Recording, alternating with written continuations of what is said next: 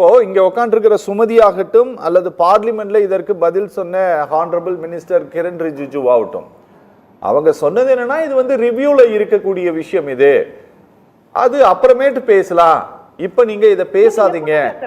அத எப்ப பேசலாம் சொல்லுங்க, எப்ப பேசலாம்? என் வீட்டுல விருந்து வச்சு பேசலாமா? எப்ப பேசலாங்க?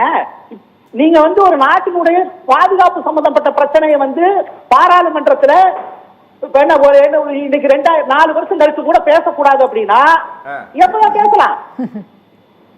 சரி, எப்ப பேசுறதுக்கு ஒரு கால வரையறை இருக்கா? இல்ல கேக்குறேன்.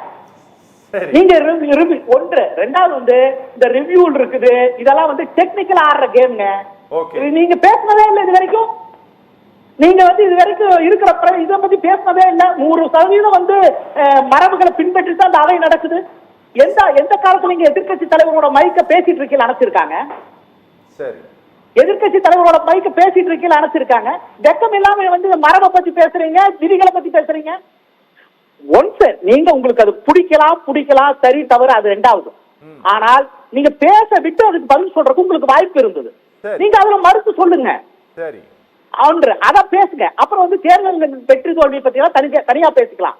மேடம் தேர்தல் வெற்றி தோல்வி எல்லாம் பேசினாங்க, தனியா பேசிக்கலாம். அதை பேசணும்னா மணிக்கணக்கில் பேசலாம். கிழிச்சு தொங்குறதுக்கு 1000 விஷயங்கள் இருக்குது. பிஜேபியுடைய எலெக்ஷன் பெர்ஃபார்மன்ஸ் பத்தி பேசுறதுக்கு அதெல்லாம் தனியா பேசிக்கலாம்.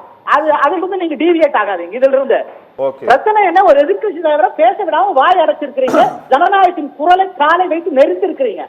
அதுக்கு வந்து அதுக்கு பதில் சொல்லுங்க. இதா இருந்தா நீங்க விதிகளின் பின்னாடி போய் ஒழியாதீங்க, மரபுகளின் பின்னாடி போய் ஒழியாதீங்க. ஒரு எதிர்கட்சி தலைவர் கூட பேசுறதுக்கு துப்பில்லை, வாய்ப்பு இல்லைன்னா அந்த நாடாளுமன்ற இயங்கினா என்ன, ஏங்காட்டி என்ன? நீங்க உங்களோட எக்கோ சம்பரம் என்னது? மக்களுடைய வரிப்பணத்துல தான் நடக்கிறது, மக்களுடைய இதுலதான் நடக்கிறது. இல்ல மோடியோட சொத்துல இருந்து கொண்டுட்டு வந்து பாராளுமன்றம் நடத்துறாங்களா? அது பாரதிய ஜனதா கட்சியோட சொத்துல இருந்து கொண்டாந்து பணம் கொண்டு வந்து பாராளுமன்றம் நடத்துறாங்களா? மக்களுடைய வரிப்பணத்துல தான் நடத்துறாங்க.